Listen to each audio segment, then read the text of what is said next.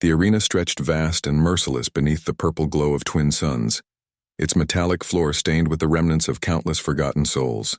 Thousands of alien spectators filled the towering stands, chitinous Krell clicking their mandibles in anticipation, gaseous Nephori swirling in their containment fields, and the reptilian Vortak hissing with bloodlust. This was the proving grounds of Zarketh, where the Galactic Consortium entertained itself with the suffering of lesser species. Ethan Cross stood at the center of the arena, his wife Sarah clutching their 7-year-old daughter Maya against her chest, while their golden retriever Cooper growled low beside them. Ethan's hands trembled not from fear, but from the primal rage of a father who knew his family had been sentenced to death for the amusement of monsters. The Consortium had deemed humanity too aggressive, too unpredictable for galactic society. Rather than swift extermination, they'd chosen spectacle. The Cross family, abducted from their Oregon farmhouse 3 days prior, would serve as a demonstration, proof that humans were merely fragile prey, unworthy of the stars. A bone-shaking roar echoed across the arena. The gates opposite them ground open, revealing darkness that seemed to breathe. Then Vorn emerged, 15 feet of corded muscle and rage, scales like obsidian armor, 6 eyes glowing with predatory intelligence. The beast had never known defeat. It had consumed warriors from 100 worlds, each one stronger than the last. The Vortak had bred it specifically for this purpose. The ultimate killer. The crowd erupted in alien cheers that sounded like dying machinery. "Stay behind me," Ethan whispered, positioning himself between his family and the approaching nightmare. He had no weapons, no armor, just a body that suddenly felt painfully inadequate. Vorn stalked forward, its massive head swaying as it analyzed its prey. The beast had learned to savor these moments, to let fear marinate its meals. But something made it pause. The small golden creature wasn't cowering. Cooper had planted himself in front of the small human offspring, teeth bared, hackles raised. A laughable display of defiance that would be crushed in seconds. Yet Vorn hesitated. In 15 years of slaughter, the beast had never encountered prey that stood between it and death. Everything ran, everything begged, everything died screaming. "Good boy, Coop," Ethan murmured, his voice cracking. "Good boy," the beast charged, but Ethan Cross didn't freeze.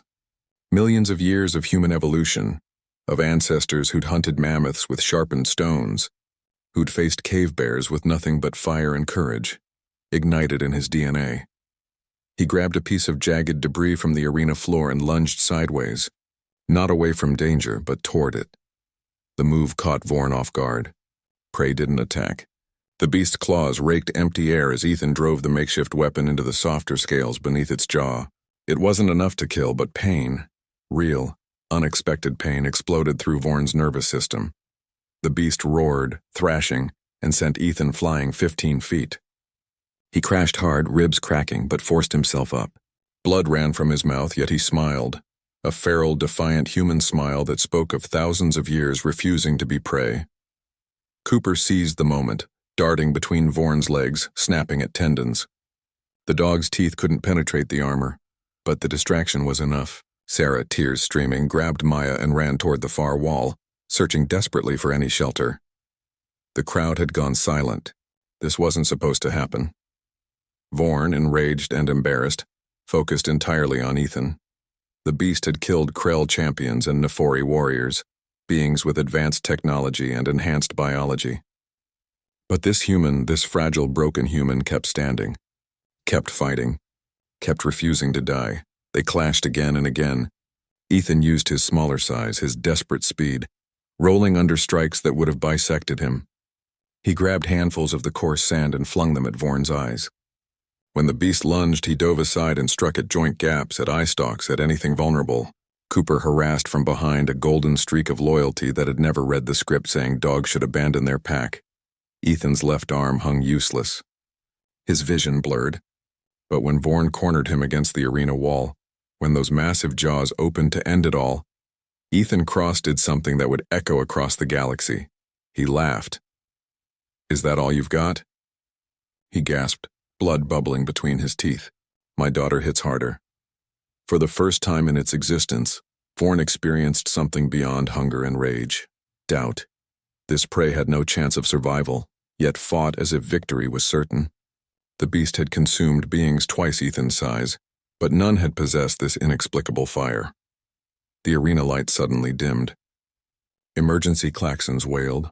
High above, in the consortium's command center, chaos erupted. The humans' biometrics, monitored for entertainment value, had triggered every alarm. His stress hormones, his neural activity, his cardiovascular readings had reached levels that should have killed him. Yet he fought on, sustained by something the consortium's scientists couldn't quantify. Love, courage, and the stubborn human refusal to accept the inevitable. But it was the galactic news feeds that changed everything. The footage of a human father, weaponless and broken, standing between death and his family, a sight streamed to 1 billion worlds. The image of a golden dog, loyal unto death, fighting beside him. On 100 planets and 1,000 species, something stirred. Memories of their own families, their own bonds. The consortium had ruled through fear and spectacle, but they'd miscalculated what that spectacle would reveal. Humans weren't aggressive. They were protective. They weren't unpredictable. They were adaptable, and when cornered with nothing to lose, they became something the galaxy had forgotten. Dangerous not from strength, but from the refusal to abandon those they loved. The arena gates exploded open. Consortium guards rushed in, not to stop the fight, but to end it before the political damage spread further.